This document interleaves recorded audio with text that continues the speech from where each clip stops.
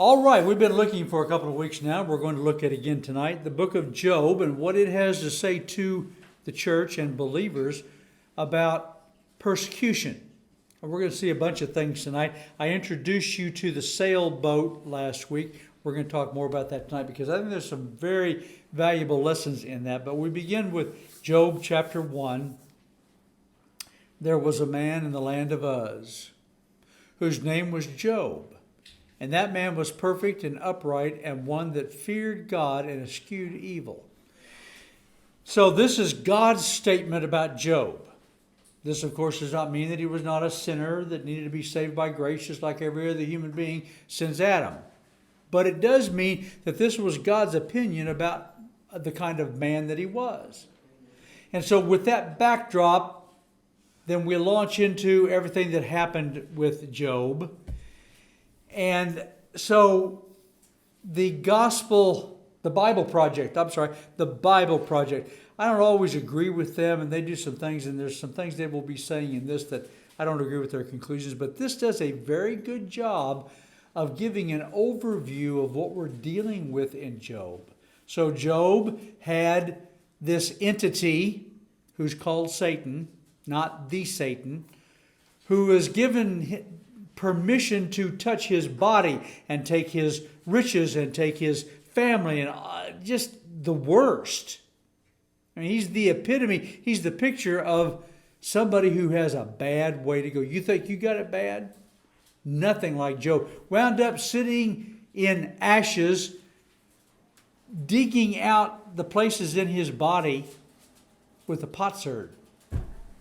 So Job is sitting in that situation. Along comes his wife and says, "Why don't you curse God and die?"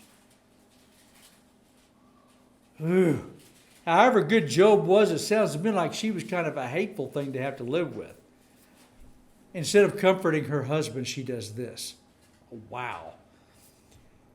And if that's not enough, then along comes Job's friends. And so I want to pick it up there with the Bible Project. Does a really good job of encapsulating this.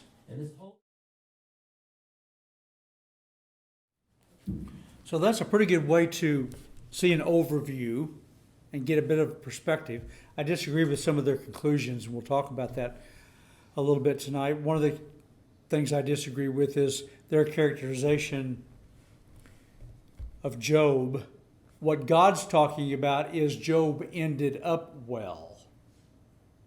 Everything Job said was not right, but what God was saying was, all's well that ends well. He ended up in the right place about thinking about me. That's one of the places I disagreed with them. The other is we're going to talk a little bit about Behemoth and Leviathan. Behemoth and Leviathan. They are fascinating creatures. If you read the book of Job, there's some very interesting things said about them. They are such awesome creatures that no one can tame them. Now, one of the things about the creation is that man can tame everything. Lions and tigers and bears. Not Leviathan or Behemoth. They're gigantic off the scale. And this is the reason why I disagree with the Bible Project's conclusion that these are mythical creatures. We're going to talk a little bit about that. Here's a picture. So this is based on actual archaeological evidence that we have of the bone structure of animals that are this big.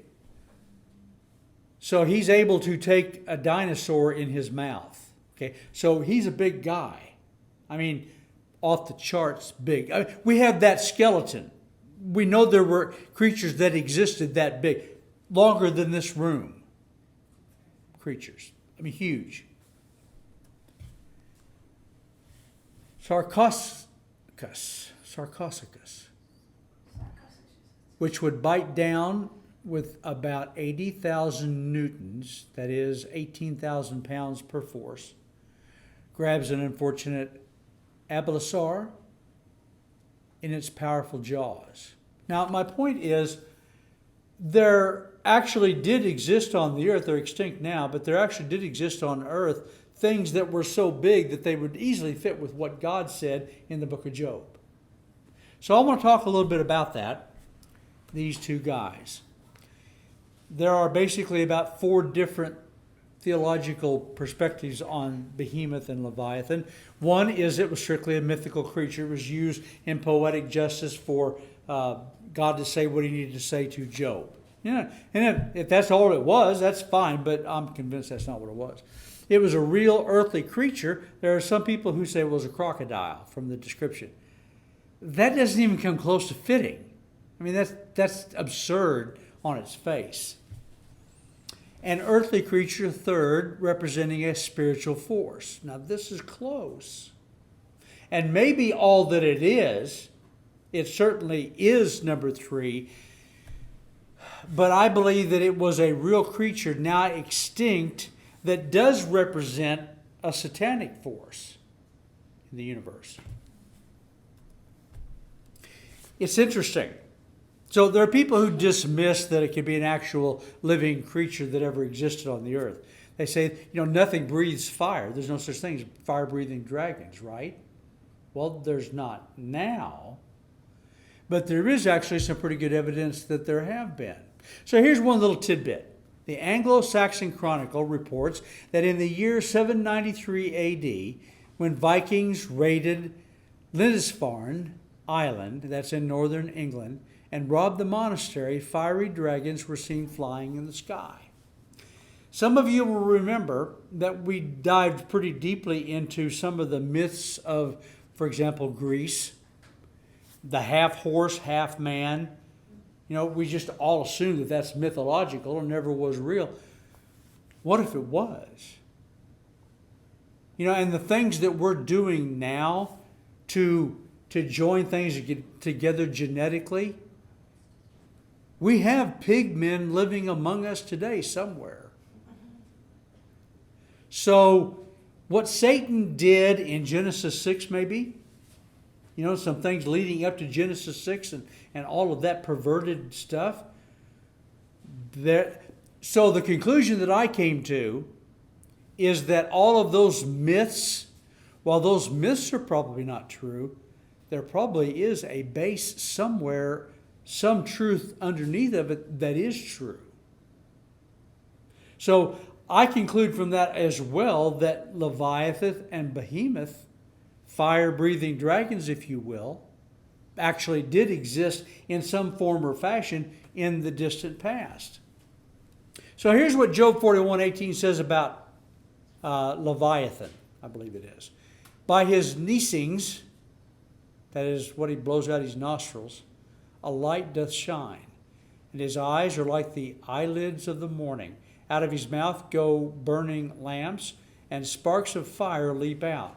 Out of his nostrils goeth smoke, as out of the seething pot or cauldron. His breath kindleth coals, and a flame goeth out of his mouth. So you can see why people who don't actually believe the Bible, or think the Bible is just really filled with a lot of myths, they would come to the conclusion this is just poetic language.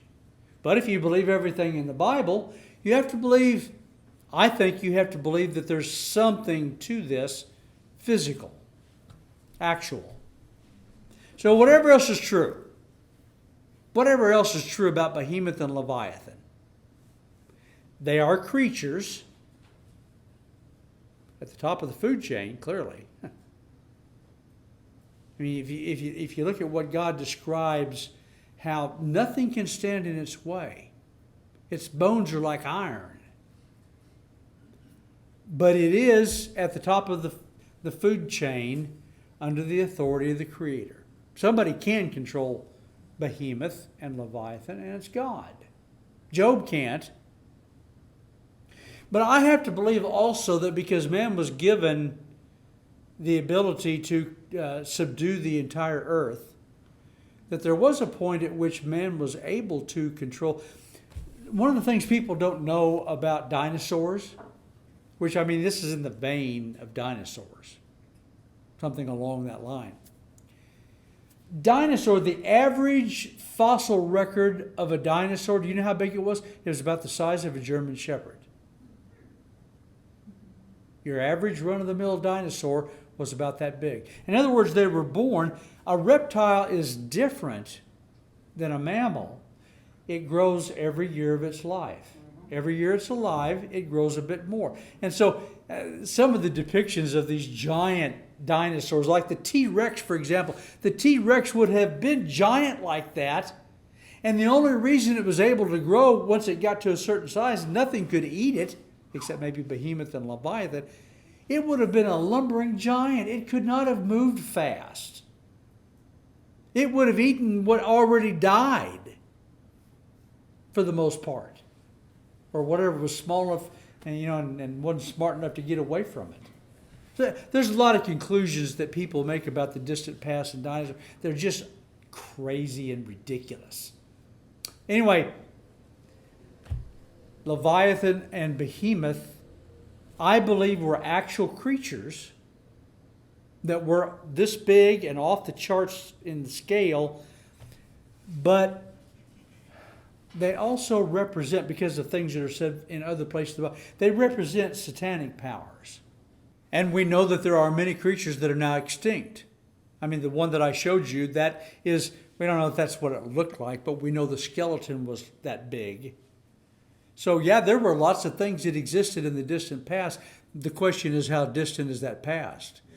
I submit, so you see all through the Middle Ages, what seemed to be pretty legitimate testimony about things like fire-breathing dragons and about knights being able to subdue. If that dragon isn't only that big, if he's not that big, if he's this big, then a knight could actually take a spear and a sword and fight them and kill them.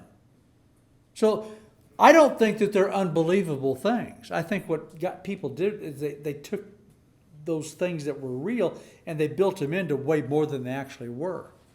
But I believe that dinosaurs and humans actually existed at the same time. Just maybe most of them were long gone before we have recorded Middle Ages history for sure. So there has always been fake news, meaning that CNN wouldn't report that, like they won't report about monkeypox being about the gay community, right? So there's always been... You're not going after Bigfoot now, are you? We're not going there. We're being kind of silly, but you're right on target. There are, Bigfoot may exist. I'm teasing about that, but your principle is true. Those things get driven out and there's a vast wilderness out there. It's like the ocean. People have no idea how vast the ocean. I mean, even if you've been on it, swum in the ocean, swum in the ocean, that doesn't actually give you a concept of how vast the ocean is. It's like the atmosphere around the earth. This is the reason why chemtrails, people who buy into chemtrails, they have no perspective on the universe. We could not, if we put our efforts to it, if we took all of our climate change money and put it to chemtrails, we would not be able to release enough into the atmosphere. It is so bad, we couldn't affect anything. Now, they've been trying to do the weather for how long? They can't do it very well because of the vast. So the wilderness, there's places there's never been human beings go in the wilderness. So thank you for that rabbit hole. Well, of course, the Seventh-day Adventists believe that human beings originally ate plants. They weren't carnivorous. I don't think that's accurate, but we do know that there are certain dinosaur evidence that that's what they ate. See, that's where the gap theory comes in. If the gap theory is true, that kind of puts an interesting twist on things, but we don't have time to go down that rabbit hole today. So Jurassic Park, we even think, based on the skeletal remains that have been fossilized, we think we know what they sounded like, right?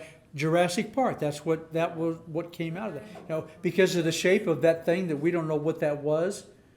Maybe it made fire. Have you ever clicked on in YouTube the clickbait that says, "Do you know what Egyptians sounded like?" No. Nobody you've ever done that? No. Well, go search it. You won't know when you get done, but it was clickbait. It made you click on it, and they sold some advertising. And we have the fossil record that humans and dinosaurs did exist at the same time. There were dinosaurs around when there were people around. I don't know whether there's very many, but the point being, we don't know what they sounded like. We have, there's a beetle that exists today that basically spits fire to protect itself. A chemical fire.